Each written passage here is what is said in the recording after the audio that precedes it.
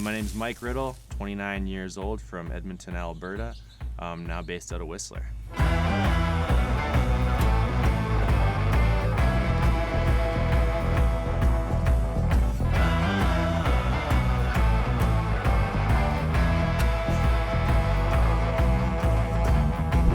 I've been on the national halfpipe team since its founding in 2011, so that would put me at 5 years.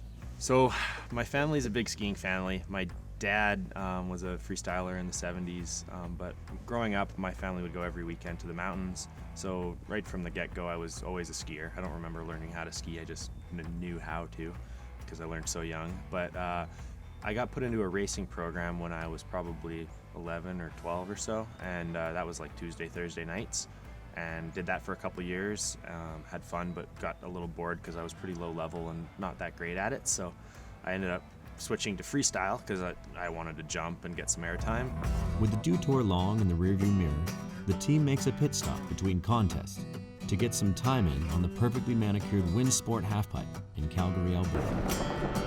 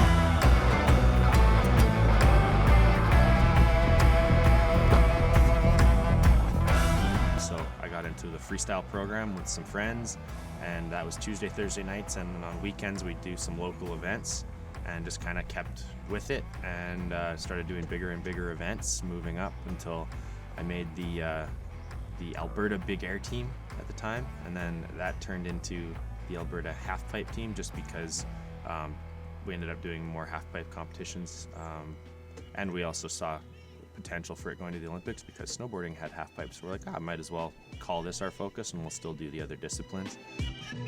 The slopestyle team also makes a stop in town to work on various tricks and attempt to correct any issues they may have had at the dew tour.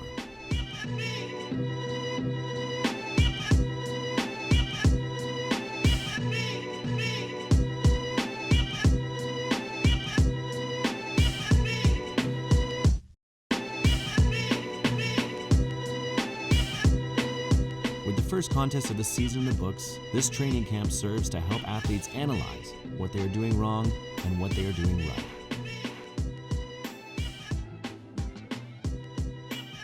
Winsport's fast lap times and plentiful rail section make for a perfect setup to work on new rail tricks for the slopestyle team. Do you see my little... These athletes may be on the development teams, but their skills are still at a Class A level, showcasing the depth of free skiing talent in Canada.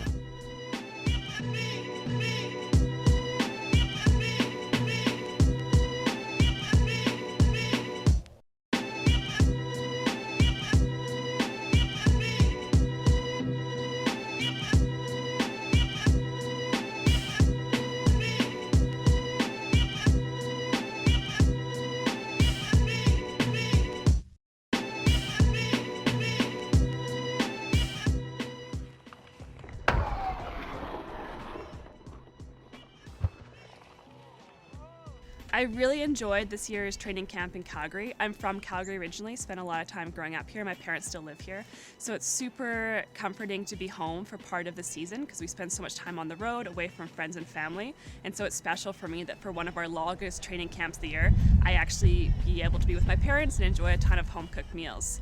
The facility currently in Calgary is absolutely amazing. Really well set up for that. It's a beautiful gym that we do a lot of training camps at throughout the rest of the year.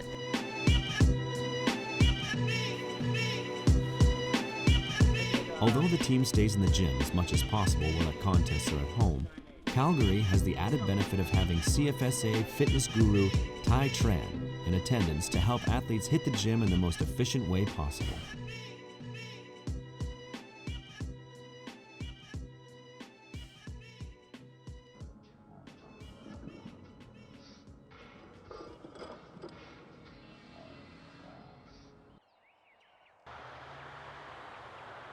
With its brisk temperatures and largely blue skies in early January, Winsport is an ideal location to have a mid-season camp. Also, the Olympic legacy that this place comes with helps to make it a perfect fit. To sweeten the pot, Calgary is also home for many of these athletes, allowing them to spend time at home with their families and friends.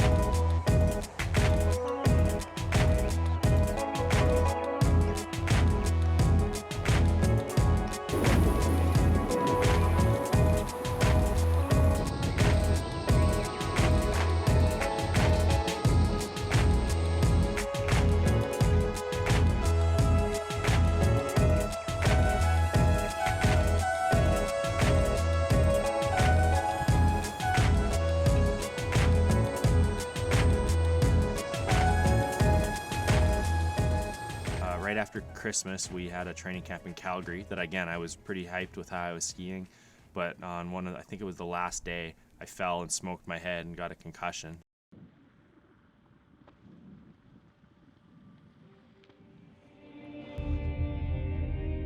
Concussion, which obviously everyone has to deal with in this sport.